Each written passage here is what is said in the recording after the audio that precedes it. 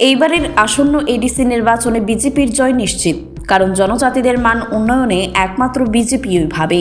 দেশের প্রধানমন্ত্রী নরেন্দ্র মোদীর নেতৃত্বে জনজাতি সম্প্রদায়ের মানুষের কথা চিন্তা করে বহু প্রকল্প চালু করেছে। তার সুবিধা পাচ্ছেন জনজাতিরা, যেমন পিএম জনমন স্কিমে ঘর থেকে শুরু করে বিভিন্ন স্কিম।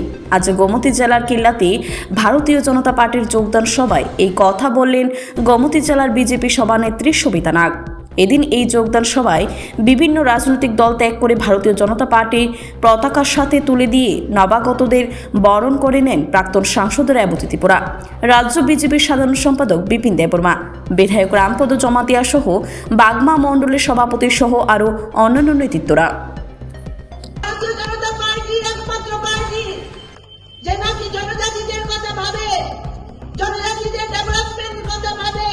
আমাদের দেশের যশস্বী প্রধানমন্ত্রী এবং আমাদের রাজ্যের মাননীয় মুখ্যমন্ত্রী, উনাদের প্রচেষ্টা যে আমার জনজাতি এলাকাকে ডেভেলপমেন্ট করতে হবে, জনজাতি অংশের মানুষের দুঃখ মোচন করতে হবে।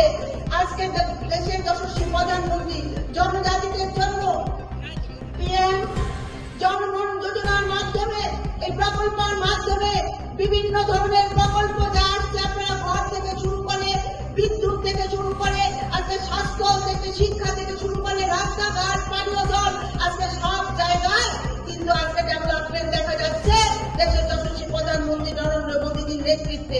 দেশ এগিয়ে যাচ্ছে, আশেপাশে আমার জনজাতি দাদারা দিদিরা এগিয়ে যাচ্ছে। এই রাজ্যের মাননীয় মুখ্যমন্ত্রী ডক্টর প্রফেসর মানিক সাহা মহোদয়ের নেতৃত্বে এই ত্রিপুরা রাজ্য এগিয়ে যাচ্ছে। ব্যুরো রিপোর্ট, খবর জনস্বার্থে।